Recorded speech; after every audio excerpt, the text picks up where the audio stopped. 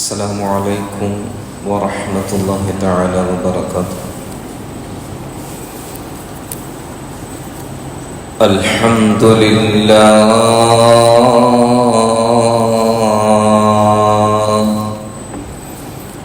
نحمده ونستعينه ونستغفره ونعوذ بالله من شرور أنفسنا ومن سيئات أعمالنا. من يهده الله فلا مضل له ومن يضلله فلا هادي له. وأشهد أن لا إله إلا الله وحده لا شريك له. وأشهد أن سيدنا ومولانا محمدا عبده ورسوله أرسله بالهدى ودين الحق ليظهره على الدين كله ولو كره المشركون.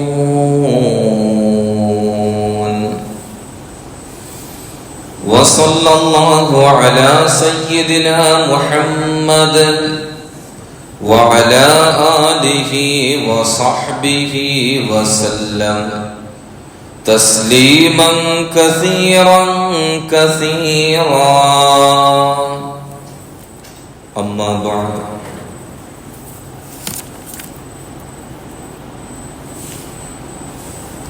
أعوذ بالله من الشيطان الرجيم. بسم الله الرحمن الرحيم. يا بني آدم خذوا زينتكم عند كل مسجد. صدق الله العظيم وبلغ رسوله الكريم ونحن على ذلك من الشاهدين والشاكرين. ഏറെ സ്നേഹ ബഹുമാനാദരവുകൾ നിറഞ്ഞ സത്യവിശ്വാസികളെ, സത്യവിശ്വാസിനികളെ, അല്ലാഹു സുബ്ഹാനഹു വ തആല നാം ഈ പറയുന്നതും കേൾക്കുന്നതും ജീവിതത്തിൻ്റെ കർമ്മരംഗത്തിലേക്ക് കൊണ്ടുവരുവാനുള്ള തൗഫീഖ് നൽകി അനുഗ്രഹിക്കുമാറാകട്ടെ.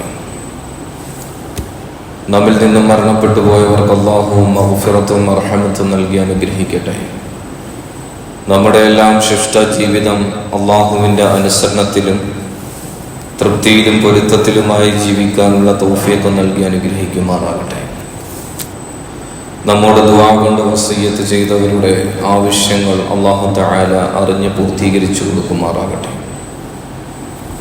പ്രിയമുള്ളവരെ,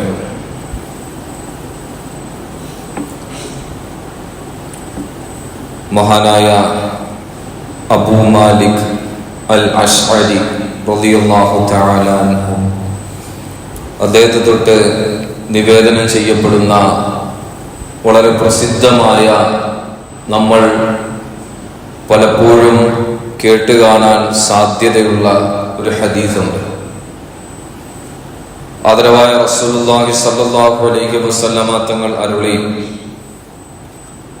അത്തുഹൂറു ശത്റുൽ ഈമാൻ. തുഹൂർ അഥവാ ശുദ്ധി, അത് ശത്റുൽ ഈമാൻ, ഈമാനിന്റെ നേർപകുതിയാണ്. നോക്കൂ സഹോദരങ്ങളെ, ഹദീസിന്റെ വാക്യം വളരെ ലഘുവാണ്, കുറഞ്ഞ പദങ്ങൾ മാത്രമാണുള്ളത്. പക്ഷേ ഇതിന്റെ അർത്ഥം വളരെ വിശാലമാണ്. ആദരവായ റസൂലുള്ളാഹി സ്വല്ലല്ലാഹു അലൈഹി വസല്ലമ തങ്ങൾ ഈമാനിനെ ഇവിടെ കൃത്യമായി ഭാഗിച്ചുകൊണ്ട് സംസാരിക്കുകയാണ്. ഈമാനിന്റെ ഒരു പകുതി എന്ന് പറയുന്നത് അത് ശുദ്ധീകരണമാണ്, മറുപകുതിയോ അതും ശുദ്ധീകരണമാണ്. എന്താണ് ഒരു പകുതി എന്ന് പറയുന്നത്? അത് തുഹൂറുൽ ഖൽബ്, ഹൃദയ ശുദ്ധീകരണമാണ്. ഹൃദയത്തെ ശുദ്ധീകരിക്കുക അഥവാ ആത്മാവിനെ ശുദ്ധീകരിക്കുക, അകം നന്നാക്കുക എന്നുള്ളതാണ്. രണ്ടാമതായി തുഹൂറുൽ ജസദ്, നമ്മുടെ ഈ പുറമേ കാണുന്ന നമ്മുടെ ഈ ശരീരം, ഈ ശരീരത്തെ ശുദ്ധീകരിക്കുക. ഇതാണ് രണ്ടാമത്തെ വശം. ഇത് രണ്ടും ഈമാനിന്റെ ഭാഗമാണ്. അകം നന്നാക്കുക, പുറം നന്നാക്കുക, ഇത് രണ്ടും ഈമാനിന്റെ ഭാഗമാണ്. അഥവാ ഇതിന്റെ പൂർണ്ണതയാണ് ഈമാൻ എന്ന് പറയുന്നത്. അതുകൊണ്ട് തന്നെയാണ് ഈ രണ്ട് ശുദ്ധീകരണത്തിനും ഇസ്ലാം വലിയ പ്രാധാന്യം നൽകിയത്. എന്ന് മാത്രമല്ല, ഇത്തരത്തിൽ അകവും പുറവും ശുദ്ധീകരിക്കുന്നവരെ സംബന്ധിച്ചാണ് അല്ലാഹു സുബ്ഹാനഹു വ തആല പരിശുദ്ധ ഖുർആനിൽ ഒരു സ്ഥലത്ത് സൂറത്ത് തൗബയിലെ 108-ാമത്തെ ആയത്തിൽ അല്ലാഹു ഇങ്ങനെ പറയുന്നത്, വല്ലാഹു യുഹിബ്ബുൽ മുത്തഹിരീൻ. തീർച്ചയായും ശുദ്ധീകരിക്കുന്നവരെ അല്ലാഹു ഇഷ്ടപ്പെടുന്നു. അശുദ്ധീകരണം എന്താണ്? ഇത്തരത്തിൽ ആത്മാവിനെ നന്നാക്കുക, ശരീരത്തെ നന്നാക്കുക, ഇത് രണ്ടും കൂടി ഉൾപ്പെടുന്ന ശുദ്ധീകരണത്തെയാണ്, അഥവാ അത്തരത്തിലുള്ള ശുദ്ധീകരണവുമായി ബന്ധപ്പെടുന്നവരെയാണ് അല്ലാഹു ഇഷ്ടപ്പെടുന്നത്. നോക്കൂ സഹോദരങ്ങളെ, നമ്മൾ ഹൃദയ ശുദ്ധീകരണത്തെ പറ്റി, ആത്മാവിനെ നന്നാക്കുന്നതിനെ പറ്റി നമ്മൾ ഒരുപാട് പറയാറുണ്ട്, കേൾക്കാറുണ്ട്. പക്ഷെ ബാഹ്യമായ ശുദ്ധിയെ പറ്റി, ശരീരത്തെ ശുദ്ധീകരിക്കുന്നതുമായി ബന്ധപ്പെട്ട് നമ്മൾ പലപ്പോഴും പറയാറില്ല, പ്രവർത്തിക്കാറുമില്ല എന്നതാണ് യാഥാർത്ഥ്യം. നമ്മുടെ ആരാധനകളുമായി ബന്ധപ്പെടുമ്പോൾ ആ ആരാധനകൾ സ്വീകരിക്കപ്പെടുന്നതിന്റെ മാനദണ്ഡമായി പരിശുദ്ധ ദീനുൽ ഇസ്ലാം മുന്നോട്ട് വെക്കുന്നത് ശുദ്ധീകരണമാണ്. ആരാധനകൾ ആത്മാവിനെ ശുദ്ധീകരിക്കാനുള്ളതാണെങ്കിൽ അതിനു മുമ്പുള്ള ശുദ്ധീകരണം അത് ശരീരത്തെ ശുദ്ധീകരിക്കുവാൻ വേണ്ടിയുള്ളതാണ്. ഒരാൾ പരിശുദ്ധമായ ദീനുൽ ഇസ്ലാമിലേക്ക് കടന്നു വന്നാൽ, ഇസ്ലാമിന്റെ തീരത്തേക്ക് അവൻ അടുത്താൽ, അവൻ ഷഹാദത്ത് കലിമ ചൊല്ലി മുസ്ലിമായാൽ അവൻ കുളിക്കണം എന്ന് നിർബന്ധമാണ് എന്ന് ഇമാം മാലിക് റഹിമഹുള്ളയെ പോലെയുള്ള സലഫു സാലിഹീങ്ങൾ, താബിഈങ്ങൾ പഠിപ്പിക്കുന്നുണ്ട്. ഒരാൾ ഇസ്ലാമിലേക്ക് പ്രവേശിച്ചാൽ അവൻ കുളിക്കൽ നിർബന്ധമാണ്. എന്ന് മാത്രമല്ല, നമ്മളൊക്കെ ഇപ്പോൾ നമസ്കാരത്തിന് വേണ്ടി പള്ളിയിലേക്ക് കടന്നു വന്നവരാണ്. ആ നമസ്കാരത്തിന് മുമ്പ് നമ്മൾ ചില പ്രധാനപ്പെട്ട ബാഹ്യമായ അംഗങ്ങൾ ശുദ്ധീകരിച്ചിട്ടുണ്ട്. അതിനാണ് വുദൂ എന്ന് പറയുന്നത്. ആ വുദൂവോട് കൂടിയിട്ടാണ് നമ്മൾ ഇപ്പോൾ നമസ്കാരത്തിന് വേണ്ടി തയ്യാറായിരിക്കുന്നത്. എന്തുകൊണ്ടാണ്? നമസ്കാരം ആത്മാവിനെ നന്നാക്കാനുള്ളതാണെങ്കിലും ആ നമസ്കാരത്തിലേക്ക് പ്രവേശിക്കുവാനുള്ള മുഖ്യമായ ഘടകമാണ് വുദൂ എന്ന് പറയുന്നത്. അത് ശരീരത്തെ ശുദ്ധീകരിക്കുവാനുള്ളതാണ്. എന്ന് മാത്രമല്ല, വുദൂ എടുക്കുന്ന സന്ദർഭത്തിൽ വളരെ പ്രധാനപ്പെട്ട ഒരു സുന്നത്ത് കൂടിയാണ് ദൽകുൽ അഅ്ദാ എന്ന് പറയുന്നത്. അഥവാ ശരീരം ഇങ്ങനെ ഉരച്ചു കഴുകുക എന്നുള്ളത്. കൈകൊണ്ട് മൃദുവായി ശരീരം വുദൂ എടുക്കുന്ന സന്ദർഭത്തിൽ ആ ശരീരഭാഗങ്ങൾ തേച്ച് കഴുകുക എന്നുള്ളത് പ്രത്യേകമായ ഒരു സുന്നത്ത് കൂടിയാണ് വുദൂവിന്റെ. നോക്കൂ, പ്രധാനമായും നമ്മൾ എല്ലാ നമസ്കാരങ്ങൾക്ക് വേണ്ടി നമ്മൾ വുദൂ എടുക്കാറുണ്ട്. അതിനേക്കാൾ വേറിട്ട് നിൽക്കുന്ന ഒരു ആരാധനയാണ് നമ്മുടെ ഈ ജുമുഅ നമസ്കാരം എന്ന് പറയുന്നത്. ഈ ജുമുഅ നമസ്കാരത്തിന് വേണ്ടി കേവലം ഒരു വുദൂ മാത്രമല്ല നമ്മൾ എടുക്കുന്നത്. നമ്മൾ ശുദ്ധീകരണത്തിന്റെ പൂർത്തീകരണമായ കുളിച്ച് ശുദ്ധീകരിച്ചിട്ടാണ് നമ്മൾ പള്ളിയിലേക്ക് വരുന്നത്. നോക്കൂ സഹോദരങ്ങളെ, ജുമുഅയ്ക്ക് വേണ്ടി കുളിക്കുക എന്ന് പറയുന്നത് സുന്നത്താണ്. പക്ഷേ ഇസ്ലാമിന്റെ ആദ്യ കാലഘട്ടത്തിൽ ആ കുളി നിർബന്ധമായിരുന്നു. ജുമുഅയ്ക്ക് വേണ്ടി കുളിക്കുക എന്ന് പറയുന്നത് ജനാബത്തുള്ള സന്ദർഭത്തിൽ കുളിക്കുന്നത് പോലെ നിർബന്ധമായ ഒരു ഘടകമായിരുന്നു പരിശുദ്ധമായ ദീനുൽ ഇസ്ലാമിന്റെ ആദ്യ കാലഘട്ടത്തിൽ എന്ന് പറയുന്നത്. എന്തുകൊണ്ടാണ് ആ കുളി നിർബന്ധമാക്കിയത്? നമ്മെ പോലെ കൃഷിക്കാരായ സഹാബാക്കൾ ഉണ്ടായിരുന്നു. അവർ കന്നുകാലികളെ പരിപാലിച്ചതിന് ശേഷം, അവർ കൃഷിയിടങ്ങളെ പരിപാലിച്ചതിന് ശേഷം അവർ നേരെ ആ വിയർപ്പ് തുള്ളികളുമായി, അവരുടെ പരുക്കൻ വസ്ത്രങ്ങളുമായി അല്ലാഹുവിന്റെ പള്ളിയിലേക്ക് ജുമുഅ നമസ്കാരത്തിന് വേണ്ടി കടന്നു വന്നപ്പോൾ താൽക്കാലികമായി തങ്ങളുടെ ജോലികൾ അവസാനിപ്പിച്ചുകൊണ്ട് കുളിച്ച് ശുദ്ധീകരിച്ച് പള്ളിയിലേക്ക് വന്ന സഹാബാക്കൾക്ക് അത് ബുദ്ധിമുട്ടുണ്ടായി.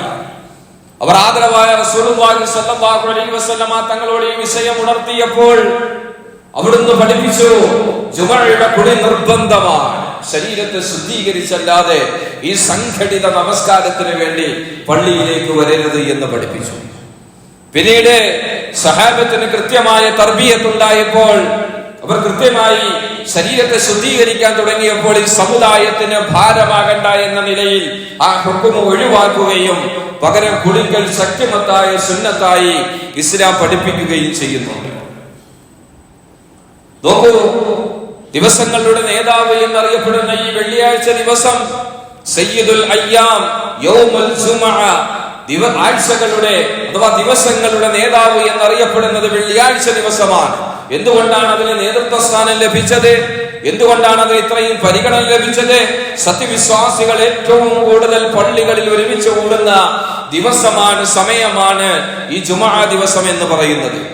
അതുകൊണ്ട് തന്നെ ആ സമയത്ത് മറ്റുള്ളവർക്ക് പ്രയാസമുണ്ടാകാൻ പാടില്ല, ബുദ്ധിമുട്ടുണ്ടാകാൻ പാടില്ല. അടുത്തു നിൽക്കുന്ന ആൾക്ക് തങ്ങളുടെ ശരീരത്തിന്റെ ദുർഗന്ധം കാരണം അയാളുടെ ശ്രദ്ധ തിരിയുക, നമസ്കാരത്തിൽ അയാൾക്ക് അസ്വസ്ഥതയുണ്ടാകുക, ബുദ്ധിമുട്ടുണ്ടാവുക, ഇതൊരിക്കലും സത്യവിശ്വാസികളുടെ ഭാഗത്തു നിന്നുണ്ടാകാൻ പാടില്ല. അതുകൊണ്ട് തന്നെ ഈ കുളി എന്ന് പറയുന്നത് അതിന്റെ തുടക്ക സമയം തന്നെ സുബഹിന് ശേഷമാണ്. സുബഹിന് ശേഷമാണ് വെള്ളിയാഴ്ച ദിവസം കുളിക്കൽ സുന്നത്തായ സമയം ആരംഭിക്കുന്നത്. അതുകൊണ്ട് തന്നെ വെള്ളിയാഴ്ച ദിവസങ്ങളിൽ ജോലിയുമായി ബന്ധപ്പെടുന്നവർ, അധ്യാപകർ, വിദ്യാർത്ഥികൾ, ഇത്തരത്തിലുള്ളവർക്ക് അവർ രാവിലെ പുറപ്പെടുമ്പോൾ തന്നെ ജുമുഅയുടെ നിയ്യത്തിൽ കുളിക്കാവുന്നതാണ്. കുളിയുടെ പ്രതിഫലം ലഭിക്കുന്നതാണ്, സുന്നത്തായ കുളി ലഭ്യമാകുന്നതാണ്. നോക്കൂ സഹോദരങ്ങളെ, ഇത്തരത്തിൽ ആരാധനാ കർമ്മങ്ങളുമായി ബന്ധപ്പെടുമ്പോൾ ശരീരത്തെ ശുദ്ധീകരിക്കുക എന്ന് പറയുന്നത് വളരെ പ്രധാനപ്പെട്ട സുപ്രധാനമായ ഒരു വിഷയമാണ്. എന്ന് മാത്രമല്ല, പരിശുദ്ധമായ ദീനുൽ ഇസ്ലാം ഇത്തരത്തിലുള്ള ശുദ്ധീകരണത്തിന് വലിയ പ്രാധാന്യം കൊടുക്കുന്ന മതമാണ്.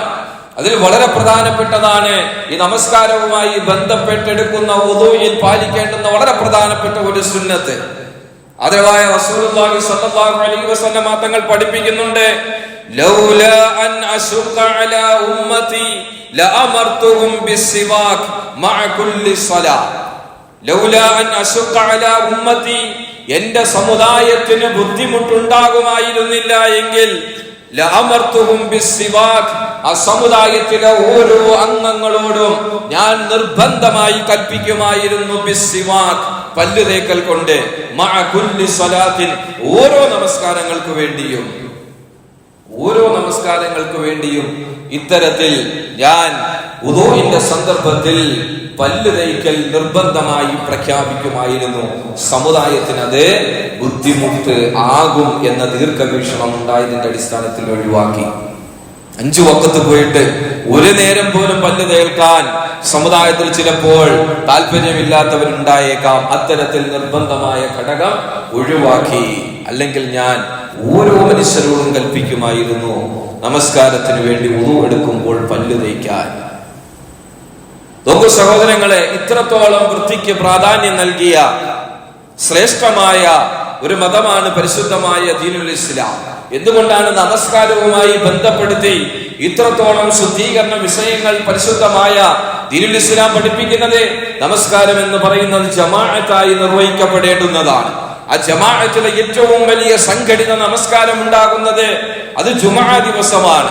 അതുകൊണ്ട് തന്നെ 4 പേര് കൂടുന്നിടത്ത് നന്നായി പോകണം എന്ന കാഴ്ചപ്പാടാണ് പരിശുദ്ധമായ ദീനുൽ ഇസ്ലാമിനുള്ളത്. അവിടെ ദന്തശുദ്ധീകരണം വളരെ പ്രധാനപ്പെട്ട വിഷയമാണ്. ശരീര ശുദ്ധീകരണം വളരെ പ്രധാനപ്പെട്ട വിഷയമാണ്. ധരിച്ചിരിക്കുന്ന വസ്ത്രത്തിന്റെ ശുദ്ധീകരണവും വളരെ പ്രധാനപ്പെട്ട വിഷയമാണ്. അതുകൊണ്ട് നാം കാരണം, ഞാൻ കാരണം, നിങ്ങളിൽ ഒരാളും കാരണം, അടുത്ത് നിൽക്കുന്ന സഹോദരന്, അപരന്, സമൂഹത്തിൽ 4 പേര് കൂടുന്നിടത്ത് ഒരു ബുദ്ധിമുട്ടുണ്ടാകാൻ പാടില്ല. ഇത്രത്തോളം പരിശുദ്ധമായ ദീനുൽ ഇസ്ലാം വൃത്തിക്ക് പ്രാധാന്യം നൽകുന്നുണ്ട്. വൃത്തിയില്ലായ്മ ഒരു സാമൂഹിക വിപത്താണ്, അവരന് ബുദ്ധിമുട്ടുണ്ടാക്കുന്നതാണ്. അടുത്തു അവനെ പ്രയാസമുണ്ടാക്കുന്ന ഒരു ഘടകമാണ് ഈ വൃത്തിയില്ലായ്മ എന്ന് പറയുന്നത്. സഹോദരങ്ങളെ, നമ്മുടെ ശരീരത്തെ പറ്റി നമുക്കൊരു ബോധ്യമുണ്ട്, അല്ലേ? നമ്മുടെ ശരീരത്തെ പറ്റി നമുക്കൊരു ബോധ്യമുണ്ട്. നമ്മുടെ ശരീരത്തിന്റെ അവസ്ഥ, നമ്മുടെ വിയർപ്പിന്റെ ഗന്ധം, നമ്മൾ ധരിച്ചിരിക്കുന്ന വസ്ത്രത്തിന്റെ അവസ്ഥ, ഇതിനെപ്പറ്റി എല്ലാം നമുക്കൊരു ബോധ്യമുണ്ട്. നമ്മുടെ ശരീരത്തെ പറ്റി നമുക്കാണ് ഏറ്റവും കൂടുതൽ ബോധ്യമുണ്ടാകുന്നത്.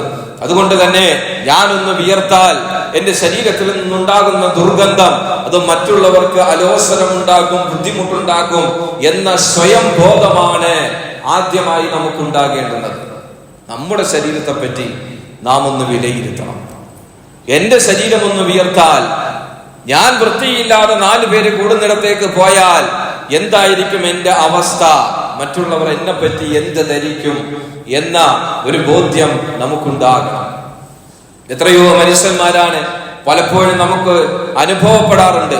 നമ്മുടെ സഫിൽ തൊട്ടടുത്തായി വന്നു നിൽക്കും, പക്ഷേ വാ തുറന്നാൽ രൂക്ഷമായ പുകയിലയുടെ ഗന്ധം. എത്രയോ മനുഷ്യർ, എത്രയോ അനുഭവങ്ങൾ ഉണ്ടായിട്ടുണ്ട്. നാവ് കൊണ്ട് ശപിച്ചില്ലെങ്കിലും മനസ്സുകൊണ്ട് ഇത്രയും വെറുപ്പ് തോന്നിപ്പോകുന്ന ഒരവസ്ഥയാണ് അടുത്ത് നിൽക്കുന്നവർക്ക് മനസ്സിലാവും. പുകയില ഉൽപ്പന്നങ്ങൾ പുക വലിച്ചിട്ട് നേരെ പള്ളിയിലേക്ക് വരിക, തൊട്ടടുത്ത് നിൽക്കുന്ന ആൾക്ക് ഇത്രത്തോളം ബുദ്ധിമുട്ടുണ്ടാക്കുന്ന ഒരു ഘടകം വേറെയില്ല. അതുകൊണ്ടാണ് ആദരവായ റസൂലുള്ളാഹി സ്വല്ലല്ലാഹു അലൈഹി വസല്ലമ തങ്ങൾ വളരെ ചെറിയ കാര്യമെന്ന് നമുക്ക് തോന്നുന്നത് പോലും വളരെ പ്രാധാന്യത്തോടുകൂടി പഠിപ്പിച്ചത്, നിങ്ങൾ ഉള്ളി കഴിച്ചിട്ട് നിങ്ങൾ പള്ളിയിലേക്ക് ജമാഅത്തിന് പോകരുത്. ഉള്ളി എന്ന് പറയുന്നത് വലിയ ദുർഗന്ധമുണ്ടാക്കുന്ന ഒരു ഭക്ഷണ പദാർത്ഥമാണ്. ഇത്തരത്തിൽ അടുത്തു നിൽക്കുന്നവനെ ഒരു ശ്വാസം കൊണ്ട് പോലും അവന് ബുദ്ധിമുട്ടുണ്ടാക്കരുത് എന്ന് പഠിപ്പിച്ച മതമാണ് പരിശുദ്ധമായ ദീനുൽ ഇസ്ലാം. നമസ്കാരവുമായി ഇതിനെല്ലാം ബന്ധപ്പെടുത്തി പറയുന്നത് നമസ്കാരം സംഘടിതമായി നിർവഹിക്കപ്പെടുന്നത് കൊണ്ടാണ്. നമസ്കാരം അത് ഒറ്റയ്ക്ക് നിർവഹിക്കപ്പെടേണ്ടുന്നതല്ല. അത് പലരാലും ചേർന്ന്, തോളോട് തോള് ചേർന്ന്, കാൽമടമ്പുകൾ ചേർത്ത് പരസ്പരം ചേർന്ന് നിന്ന് നിർവഹിക്കേണ്ടുന്ന വളരെ പ്രധാനപ്പെട്ട ഒരു വിഷയമാണ് നമസ്കാരം എന്ന് പറയുന്നത്. അതുകൊണ്ട് തന്നെ ആ നമസ്കാരത്തിന് വേണ്ടി വരുമ്പോൾ ഈ വൃത്തി വളരെ പ്രധാനമാണ്, പരമപ്രധാനമായ ഒരു വിഷയമാണ്. നോക്കൂ സഹോദരങ്ങളെ, നമ്മൾ പള്ളിയിലേക്ക് വരുമ്പോൾ ശ്രദ്ധിക്കേണ്ടുന്ന ഒരു പ്രധാനപ്പെട്ട വിഷയം നമ്മുടെ ശരീരത്തിന്റെ ശുദ്ധീകരണം മാത്രമല്ല, നാം ധരിച്ചിരിക്കുന്ന വസ്ത്രത്തിന്റെ ശുദ്ധീകരണവും വളരെ പ്രധാനപ്പെട്ട ഒരു വിഷയമാണ്. സംഘടിത നമസ്കാരത്തിന് വേണ്ടി പള്ളിയിലേക്ക് വരുമ്പോൾ നാം ധരിച്ചിരിക്കുന്ന വസ്ത്രം, ആ വസ്ത്രം നന്നായിരിക്കണം, അത് ഏറ്റവും ഭംഗിയുള്ളതായിരിക്കണം. പരിശുദ്ധ ഖുർആനിൽ സൂറത്തുൽ അഅറാഫിലെ 31-ാമത്തെ ആയത്തിൽ അല്ലാഹു തആല പറയുന്നുണ്ട്, യാ ബനീ ആദമ ഖുദൂ സീനതകും. യാ ബനീ ആദം, അല്ലയോ ആദമിന്റെ സന്തതികളെ, മനുഷ്യവർഗമേ, ഖുദൂ സീനതകും, നിങ്ങളുടെ ഭംഗിയെ ഏറ്റവും മനോഹരമാക്കുക. ഏറ്റവും മനോഹരമായ നിലയിൽ നിങ്ങൾ പ്രവേശിക്കുക. ഇൻദ കുല്ലി മസ്ജിദ്, ഓരോ പള്ളികളിലും നിങ്ങൾ പ്രവേശിക്കുമ്പോൾ നിങ്ങൾ ഏറ്റവും മനോഹരമായി ഭംഗിയുള്ളവരായി ആ ഭംഗിയോടുകൂടി നിങ്ങൾ പ്രവേശിക്കണം. അല്ലാഹുവിന്റെ കൽപ്പനയാണ്. എന്ന് പറഞ്ഞാൽ ഇൻദ കുല്ലി സ്വലാ, ഓരോ നമസ്കാരങ്ങൾക്ക് വേണ്ടിയും നിങ്ങൾ പള്ളിയിലേക്ക് പോകുമ്പോൾ ഏറ്റവും നല്ല വസ്ത്രം ധരിക്കണം.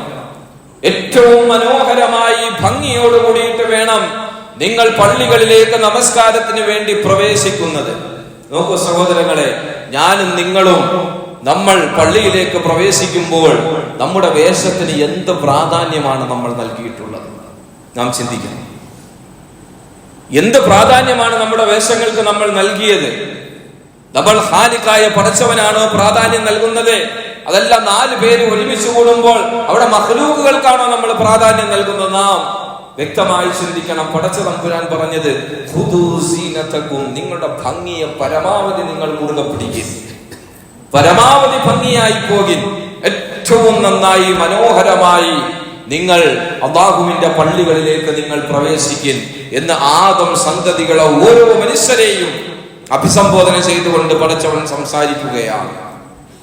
നോക്കൂ സഹോദരങ്ങളെ, നാം ഒരു കല്യാണത്തിന് വേണ്ടി പുറപ്പെട്ടാൽ, നാം ഒരു കല്യാണത്തിന് വേണ്ടി ഒരാൾ നമ്മെ ക്ഷണിച്ചു, ആ കല്യാണത്തിന് വേണ്ടി പോയാൽ നമ്മൾ കൈലി ഉടുത്ത് പള്ളിയിൽ പോകും. കൈലി ഉടുത്ത് പള്ളിയിൽ പോകും. നിക്കാഹിന് വേണ്ടി പള്ളിയിലേക്ക് പോയാൽ നമ്മൾ കൈലി ഉടുത്തുകൊണ്ട് ആ നിക്കാഹിന്റെ സദസ്സിൽ പള്ളിയിലേക്ക് നമ്മൾ പോകും. ചിന്തിക്കണം. ഒരേ പള്ളി, ഒരേ പള്ളിക്ക് എന്തെങ്കിലും മാറ്റമുണ്ടോ? ഒരേ പള്ളിയിൽ രണ്ടവസ്ഥ. ഒന്ന് നിക്കാഹിന് വേണ്ടി സുന്നത്തായ ഒരു കർമ്മത്തിന് വേണ്ടി പള്ളിയിലേക്ക് പോകുന്നു, അതേ സന്ദർഭത്തിൽ പടച്ചവന്റെ മുന്നിൽ കൈകെട്ടി വിനയാന്വിതരായി നിൽക്കുന്നു. ഇവിടെ രണ്ടിടത്തും നാം സ്വീകരിക്കുന്ന വേഷം എന്താണ്? ചിന്തിക്കണം. നാം ആർക്കാണ് പ്രാധാന്യം കൊടുക്കുന്നത്? നാം ഏത് കാര്യത്തിനാണ് നാം പ്രാധാന്യം കൊടുക്കുന്നത്? നാം ഒരു ഉയർന്ന വ്യക്തിയെ കാണുന്നതിന് വേണ്ടി, ഒരു വാർഡ് മെമ്പറെ കാണുന്നതിന് വേണ്ടി നമ്മൾ ഒന്ന് പോയാൽ, ഓഫീസിലേക്ക് പോയാൽ നമ്മൾ കൈലി ഉടുത്ത് നമ്മൾ പോകുമോ? ചിന്തിക്കും. കൈലി ഉടുത്താൽ എന്താ പ്രശ്നം? നമസ്കാരം ശരിയാകില്ലേ? ശരിയാകും, തീർച്ചയായും ശരിയാകും. പൊക്കളിന് മുകളിലേക്ക് വസ്ത്രം ധരിച്ചില്ലെങ്കിൽ നമസ്കാരം ശരിയാകും. മുട്ടിന് താഴെ വരെ എത്തുന്ന തോർത്തുമുണ്ടെടുത്ത് നമസ്കരിച്ചാൽ നമസ്കാരം ശരിയാകും. അതിലാർക്കും അഭിപ്രായ വ്യത്യാസം? ആർക്കും അഭിപ്രായ വ്യത്യാസമില്ല. പക്ഷെ ഇത്തരത്തിൽ വേഷം ധരിച്ച് നമ്മൾ പള്ളിയിലേക്ക് വരുമോ? നാം ചിന്തിക്കുക. മുട്ടിന് താഴെ മുട്ടുമറയുന്ന തരത്തിൽ ഒരു തോർത്തുമുണ്ട് മാത്രം എടുത്ത് പള്ളിയിൽ വന്ന് നമസ്കരിച്ചാലും നമസ്കാരം ശരിയാകുന്നതാണ്. മേൽവസ്ത്രം ധരിക്കാതെ പള്ളിയിലേക്ക് വന്നാലും നമസ്കാരം ശരിയാകുന്നതാണ്. പക്ഷെ അത്തരത്തിൽ നമ്മൾ പള്ളിയിലേക്ക് വരാൻ നമ്മൾ താല്പര്യപ്പെടില്ലല്ലോ, അല്ലേ? ഒരു കോടതിയിലേക്ക് ഇത്തരത്തിൽ കൈലിമുണ്ടെടുത്ത് പ്രവേശിച്ചു കഴിഞ്ഞാൽ കോടതി അലക്ഷ്യത്തിന് അയാൾക്കെതിരെ പിഴ ചുമത്തും. കോടതിയിലേക്ക് പ്രവേശിച്ചു കഴിഞ്ഞാൽ കോടതിയോടുള്ള ബഹുമാനമില്ലായ്മയുടെ പേരിൽ അയാൾക്കെതിരെ നടപടിയെടുക്കും, ഫൈൻ അടിക്കും, പിഴ ഈടാക്കും. കാരണം കോടതി ബഹുമാനിക്കപ്പെടേണ്ടുന്നതാണ്, നീതിന്യായ വ്യവസ്ഥയുടെ കേന്ദ്രമാണ്. അവിടെ ഇത്തരത്തിലുള്ള വേഷം ധരിച്ചുകൊണ്ട് പോയാൽ നടപടിയുണ്ടാകും. ഒരു കളക്ടറുടെ മുന്നിൽ ഇത്തരത്തിൽ കൈലിയുടെ വേഷം ധരിച്ചുകൊണ്ട് പോയാൽ തീർച്ചയായും അവിടെ തടഞ്ഞു നിർത്തും. കാരണം ആ കളക്ടർ എന്ന് പറയുന്നത് അദ്ദേഹം ബഹുമാനിക്കപ്പെടേണ്ട വ്യക്തിയാണ്, ഭരണ ചുമതലയുള്ള വ്യക്തിയാണ്. ഇത്തരത്തിൽ മഖ്ലൂക്കുകളുടെ പ്രതാപവും അവരുടെ അംഗീകാരവും മനസ്സിലാക്കിക്കൊണ്ട് അവരുടെ മുന്നിൽ ഏറ്റവും മനോഹരമായ വസ്ത്രം ധരിച്ചുകൊണ്ട് നാം പോകാൻ തയ്യാറാകുന്നുണ്ട്. ഇത്തരത്തിൽ പള്ളികളിൽ സുന്നത്തായ കർമ്മങ്ങൾക്ക് വേണ്ടി, അതല്ലെങ്കിൽ 4 പേര് കൂടുന്ന ഒരു വീടിന്റെ ഉദ്ഘാടനം, അല്ലെങ്കിൽ ഒരു വിരുന്ന്, ഒരു സൽക്കാരം, ഒരു നിക്കാഹ്, ഇതിന് മഖ്ലൂക്കുകളുടെ മുന്നിൽ നാണം കെടരുത്. മഖ്ലൂക്കുകൾ എന്നെ കൊച്ചാക്കരുത്, ഭിക്ഷക്കാരൻ എന്ന് പറഞ്ഞ് ആക്ഷേപിക്കരുത്, ഫഖീർ എന്ന് പറഞ്ഞ് വില കുറച്ച് കാണരുത്. ഇതിന്റെ പേരിൽ ഏറ്റവും മനോഹരമായി വസ്ത്രം ധരിച്ചു പോകുന്ന നാം ഓരോ പള്ളികളിലെയും ജമാഅത്ത് നമസ്കാരത്തിന് ഏറ്റവും ഭംഗിയുള്ളവരായി നിങ്ങൾ പള്ളിയിലേക്ക് പോകണം. ആരുടെ പ്രഖ്യാപനമാണ്? അല്ലാഹുവിന്റെ പ്രഖ്യാപനമല്ലേ സഹോദരങ്ങളെ? അല്ലാഹുവിന്റെ പ്രഖ്യാപനമല്ലേ ഇത്തരത്തിൽ ഭംഗിയുള്ള വസ്ത്രം ധരിച്ചുകൊണ്ട് പോകണം എന്നുള്ളത്? ഫുഖാഹ് കൃത്യമായി പഠിപ്പിക്കുന്നുണ്ട്. ഒരു നാട്ടിൽ ഏതാണോ നല്ല വസ്ത്രം എന്ന് പറയപ്പെടുന്നത് ആ വസ്ത്രം ധരിച്ചുകൊണ്ട് നിങ്ങൾ പോകിൻ. മുഫസ്സിറുകൾ ഈ ആയത്തിന്റെ വ്യാഖ്യാനത്തിൽ പറയുന്നത് അതാണ് പറയുന്നത്. നാം നമ്മുടെ നാട്ടിൽ ഒരു നല്ലൊരു സദസ്സിലേക്ക് ഇത്തരത്തിൽ ഒരു കൈലിമുണ്ടെടുത്ത് പോവുക എന്ന് പറയുന്നത് കുറച്ചിലാണ് എന്ന് എനിക്ക് ബോധ്യപ്പെട്ടാൽ ആ വേഷം പള്ളിയിൽ ധരിക്കരുത്.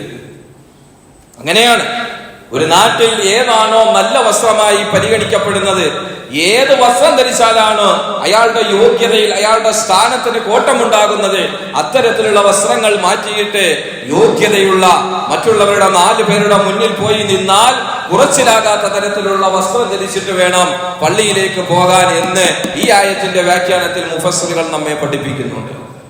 ആരുടെ മുന്നിലാണ് നിൽക്കുന്നത്? അത്രയും ചിന്തിച്ചാൽ ആരുടെ മുന്നിലേക്കാണ് നാം നിൽക്കുന്നത്?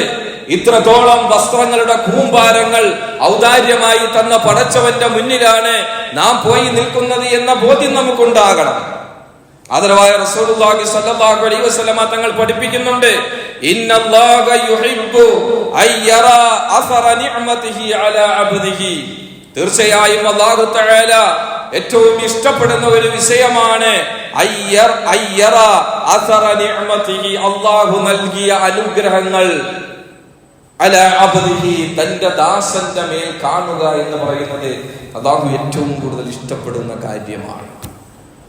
അല്ലാഹു നൽകിയ അനുഗ്രഹം, ആ അനുഗ്രഹം തന്റെ ദാസന്റെ മേൽ കാണുക, പ്രകടമായി കാണുക എന്നുള്ളത് അല്ലാഹു ഏറ്റവും കൂടുതൽ ഇഷ്ടപ്പെടുന്ന കാര്യമാണ്. അല്ലാഹു തആല നമുക്ക് എത്രയോ വസ്ത്രങ്ങൾ നൽകിയിരിക്കുന്നു. വസ്ത്രങ്ങളുടെ കൂമ്പാരങ്ങൾ നമുക്ക് അട്ടിയായി അല്ലാഹു തആല നമുക്ക് അനുഗ്രഹമായി നൽകിയിരിക്കുന്നു. ആ അനുഗ്രഹം കുറഞ്ഞ പക്ഷം പടച്ചവന്റെ മുന്നിലേക്കെങ്കിലും പോയി നിൽക്കുമ്പോൾ പ്രകടിപ്പിക്കേണ്ട ബാധ്യത എനിക്കും നിങ്ങൾക്കും ഇല്ലേ സഹോദരങ്ങളെ? അതുകൊണ്ട് തന്നെ പള്ളിയിലേക്ക് ജമാഅത്ത് നമസ്കാരത്തിന് വരുമ്പോൾ വളരെ പ്രധാനപ്പെട്ട ഒരു വിഷയമാണ് ഇത്തരത്തിൽ മനോഹരമായി ഭംഗിയുള്ള, വിലകൂടിയ വസ്ത്രങ്ങളെന്നല്ല, ഭംഗിയുള്ള മനോഹരമായ യോഗ്യതയുള്ള വസ്ത്രങ്ങൾ ധരിക്കുക എന്ന് പറയുന്നത്. ഫർദ് നമസ്കാരത്തിന് വരുമ്പോൾ ഇത്തരത്തിൽ മുഷിഞ്ഞ വസ്ത്രങ്ങൾ ധരിക്കുന്ന നാം സുന്നത്ത് നമസ്കാരമായ പെരുന്നാൾ നമസ്കാരത്തിന് വരുമ്പോൾ എത്ര മോടി പിടിപ്പിച്ചിട്ടാണ് നമ്മൾ പള്ളിയിലേക്ക് വരുന്നത്. ഇതിന്റെ യുക്തി നാം ഒന്ന് മനസ്സിലാക്കണം. ഇതിന്റെ യുക്തി എവിടെയാണ്? ഇതിന്റെ യുക്തി ഫർദായ നമസ്കാരങ്ങൾക്ക് വേണ്ടി വരുമ്പോൾ അലക്ഷ്യമായ വസ്ത്രങ്ങൾ ധരിച്ചു വരുന്ന നാം സുന്നത്ത് നമസ്കാരങ്ങൾക്ക് പള്ളിയിലേക്ക് വരുമ്പോൾ ഒരുങ്ങി വരുന്നതിന്റെ യുക്തി അത് മനസ്സിലാകുന്നില്ല. ആ യുക്തി എന്താണ് എന്ന് ഒരു പിടുത്തവും കിട്ടുന്നില്ല. അപ്പൊ അത്തരത്തിലാകാൻ പാടില്ല.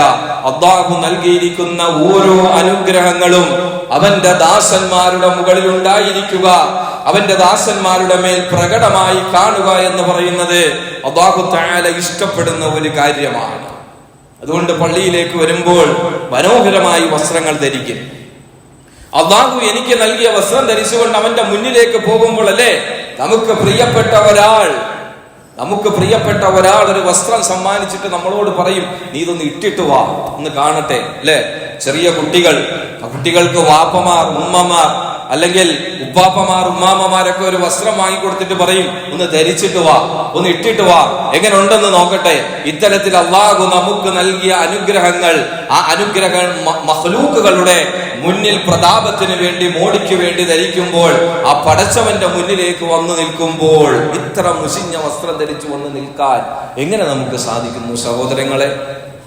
പലപ്പോഴും ഇത്തരത്തിൽ യോഗ്യതയില്ലാത്ത വസ്ത്രങ്ങൾ എന്ന് മാത്രമല്ല, വളരെ മുഷിഞ്ഞ വസ്ത്രങ്ങൾ അടുത്ത് നിൽക്കുന്ന ആൾക്ക് ബുദ്ധിമുട്ടുണ്ടാകുന്ന തരത്തിൽ ദിവസങ്ങളോളം രാത്രികളിൽ ഉപയോഗിച്ച വസ്ത്രങ്ങൾ പോലും ധരിച്ചുകൊണ്ട് പള്ളിയിലേക്ക് സുബഹിന് വരാൻ നാം തയ്യാറാകുന്നുണ്ട്. ഇത്രത്തോളം വൃത്തിക്ക് പ്രാധാന്യം നൽകിയ ഒരു പരിശുദ്ധമായ ദീനുൽ ഇസ്ലാം, ഒരു മതം, ഒരു ജീവിത വ്യവസ്ഥ, അതിന് എന്ത് വിലയാണ് നമ്മൾ കൽപ്പിക്കുന്നത്? നാം ചിന്തിക്കണം. നമ്മുടെ ഓരോരുത്തരുടെയും സ്വകാര്യ ജീവിതങ്ങളിലേക്ക് നാം നോക്കണം, അല്ലെ? ഒന്നിലധികം ദിവസങ്ങൾ പോലും രാത്രി മാത്രം ഉപയോഗിക്കുന്ന വസ്ത്രങ്ങൾ ധരിച്ചുകൊണ്ട് നമ്മൾ പള്ളിയിലേക്ക് വരുന്നു. വൃത്തി പോലും ഇല്ലാത്ത നിലയിൽ പടച്ചവന്റെ മുന്നിലേക്ക് നാം വന്നു നിൽക്കുന്നു. എത്ര മോശമാണ് ഇത്! ഉടുത്തു മാറാൻ തുണിയില്ലാത്തവനെ പറ്റിയോ, ഗസയിൽ ഉടുതുണിക്ക് മറുതുണിയില്ലാത്ത കുഞ്ഞുങ്ങളെയും സ്ത്രീകളെയും പുരുഷന്മാരെയും പറ്റിയല്ല ഈ പറയുന്നത്. അവരെ പറ്റിയല്ല നമ്മൾ ഈ സംസാരിക്കുന്നത്. വസ്ത്രങ്ങളുടെ കൂമ്പാരങ്ങൾ ശേഖരിച്ചു വെച്ചിരിക്കുന്ന കലവറകളുടെ ഉടമസ്ഥരായ നമ്മെ സംബന്ധിച്ചിടത്തോളമാണ് ഈ പറയുന്നത്. അതുകൊണ്ട് സഹോദരങ്ങളെ, മാന്യമായ യോഗ്യമായ വസ്ത്രങ്ങൾ ധരിച്ചുകൊണ്ട് വേണം അല്ലാഹുവിന്റെ പള്ളിയിലേക്ക് വരാൻ. മറ്റൊരിടത്തും നിങ്ങൾക്ക് അതിന് താല്പര്യമില്ലെങ്കിലും പടച്ചവന്റെ പള്ളിയിൽ ഇത്തരത്തിൽ യോഗ്യതയുള്ള വസ്ത്രങ്ങൾ ധരിക്കണം. കൃത്യമായ ഔറത്ത് മറച്ചുകൊണ്ടായിരിക്കണം പള്ളിയിലേക്ക് വരേണ്ടുന്നത്. നമ്മുടെ കുട്ടികളെയൊക്കെ നമസ്കാരം പരിശീലിപ്പിക്കുന്നതിന് വേണ്ടി പള്ളിയിലേക്ക് കൊണ്ടുവരുമ്പോൾ അവരുടെ ഔറത്ത് നിർബന്ധമായി നാം മറച്ചിരിക്കണം. പൊക്കിള് മുതൽ മുട്ടുവരെയാണ് പുരുഷന്മാരുടെ ഔറത്ത് എന്ന് പറയുന്നത്. അവർ പ്രായപൂർത്തിയായി കഴിഞ്ഞാൽ ഔറത്ത് മറയ്ക്കൽ നിർബന്ധമാണ്. 18 വയസ്സ് അത്തരത്തിലുള്ള മെച്യൂരിറ്റി അല്ല, ശാരീരികമായ പക്വത അവർക്ക് കൈവന്നു കഴിഞ്ഞാൽ പിന്നീട് ഔറത്ത് വെളിവാക്കുക എന്ന് പറയുന്നത് അത് ഹറാമാണ്. ഇത്തരത്തിലുള്ള വസ്ത്രങ്ങൾ അത് നമ്മൾ മുണ്ടിന് അകത്ത് ധരിക്കുന്ന വസ്ത്രങ്ങളാണ്. അത് പുറത്ത് ധരിച്ചുകൊണ്ട് സമൂഹത്തിന്റെ ജനങ്ങളുടെ ഇടയിലേക്ക് പോവുക എന്ന് പറയുന്നത് 2 തെറ്റാണ്, ഗുരുതരമായ 2 തെറ്റ്. നമ്മൾ ചിലപ്പോൾ ചിന്തിക്കാറുണ്ട്, അവൻ മുട്ടിന് മുകളിലുള്ള വസ്ത്രം ധരിച്ചുകൊണ്ട്, അല്ലെ, നമ്മളൊക്കെ അകത്തിടുന്ന വസ്ത്രം അത് പുറത്തിട്ട് ധരിച്ചാൽ നടന്നാൽ എന്താണ് പ്രശ്നം എന്ന് നമ്മൾ ചിന്തിക്കാറുണ്ട്. പ്രശ്നമുണ്ട്. ഔറത്ത് എന്ന് പറയുന്നത്, ആ ഔറത്ത് വെളിപ്പെടുത്തുക എന്ന് പറയുന്നത് മാത്രമല്ല ഹറാമ്, ആ ഔറത്തിലേക്ക് നോക്കലും ഹറാമാണ്. ഈ 2 രീതിയിലുള്ള ഹറാമുകൾ സംഭവിക്കുന്നുണ്ട്. ഒന്ന്, പ്രകടിപ്പിക്കുക എന്ന് പറയുന്നത് ഹറാമാണ്. ഒരാൾ അങ്ങോട്ട് നോക്കുക എന്ന് പറയുന്നത് ഹറാമാണ്. ഇത്തരത്തിൽ നമ്മുടെ കുട്ടികളൊക്കെ മുട്ടിന് മുകളിൽ വസ്ത്രം ധരിക്കുമ്പോൾ ഔറത്ത് പോലും മറയ്ക്കുന്നില്ല എന്ന ബോധ്യം നമുക്കുണ്ടാകണം. ഇത്തരത്തിൽ വൃത്തി അതല്ലെങ്കിൽ വേഷവിധാനങ്ങൾ ഇതിന് പ്രാധാന്യം നൽകിയ ഒരു മതമാണ് പരിശുദ്ധമായ ദീനുൽ ഇസ്ലാം. മുട്ടിന് താഴെ ഇറങ്ങി നിൽക്കുന്ന വസ്ത്രങ്ങൾ ധരിച്ചോളി. ആ വസ്ത്രങ്ങൾ ധരിച്ചുകൊണ്ട് കായിക വിനോദങ്ങളിൽ ഏർപ്പെടാം, യാതൊരു തടസ്സവുമില്ല. കായിക വിനോദങ്ങൾക്ക് പ്രാധാന്യം നൽകിയ ഒരു മതമാണ് പരിശുദ്ധമായ ദീനുൽ ഇസ്ലാം.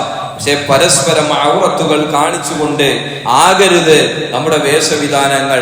അത് കാണലും കാണപ്പെടലും ഹറാമാണ്. കുട്ടികളൊക്കെ മദ്രസയിൽ പഠിച്ച വിഷയങ്ങളാണ്. അതുകൊണ്ട് ഇത്തരത്തിലുള്ള വസ്ത്രങ്ങൾ ധരിച്ചുകൊണ്ട് പള്ളിയിലേക്ക് വരരുത്. ഏറ്റവും വൃത്തിയുള്ള മനോഹരമായ വസ്ത്രങ്ങൾ ധരിച്ചുകൊണ്ടാകണം പള്ളിയിലേക്ക് വരേണ്ടുന്നത്. അത്ര പ്രാധാന്യം വൃത്തിക്ക് പരിശുദ്ധമായ ദീനുൽ ഇസ്ലാം നൽകിയിട്ടുണ്ട്. ആ ബോധവും നമ്മുടെ ജീവിതത്തിൽ ഉടനീളം ഉണ്ടാകണം. മരണപ്പെട്ട് പടച്ചവന്റെ മുന്നിലേക്ക് കഫൻ പൊതിഞ്ഞു പോകുമ്പോൾ മാത്രം വൃത്തിയുള്ള സുന്ദരമായ വസ്ത്രം മാത്രം ധരിച്ച് പടച്ചവന്റെ പള്ളിയിലേക്ക് വരേണ്ടുന്ന ഒരു ഗതികേട് സത്യവിശ്വാസിക്കുണ്ടാകരുത്. ഏറ്റവും മനോഹരമായ വസ്ത്രം ധരിച്ച് പള്ളിയിലേക്ക് കൊണ്ടുവരുന്നത് എപ്പോഴാണ്? അവന്റെ ജനാസ നമസ്കാരത്തിന് വേണ്ടിയിട്ടാണ്. ആ ഒരു സന്ദർഭത്തിലല്ലാതെ ഒരിക്കൽ പോലും പള്ളിയിൽ ഒരു നല്ല മാന്യമായ വസ്ത്രം ധരിച്ച് പള്ളിയിലേക്ക് കയറാത്ത ഒരവസ്ഥ സത്യവിശ്വാസിക്കുണ്ടാകാൻ പാടില്ല. വലിയ ഗുരുതരമായ ഒരു വീഴ്ചയാണ്. അതിനാൽ അത്തരത്തിൽ മാന്യമായ വസ്ത്രങ്ങൾ ധരിച്ചുകൊണ്ട്, വൃത്തിയുള്ള വസ്ത്രങ്ങൾ ധരിച്ചുകൊണ്ട് പടച്ച തമ്പുരാന്റെ മുന്നിലേക്ക് വരിക. അല്ലാഹു സുബ്ഹാനഹു വ തആല ഈ വൃത്തിബോധത്തോടു കൂടി ജീവിക്കുവാൻ നമുക്ക് തൗഫീഖ് നൽകി അനുഗ്രഹിക്കുമാറാകട്ടെ.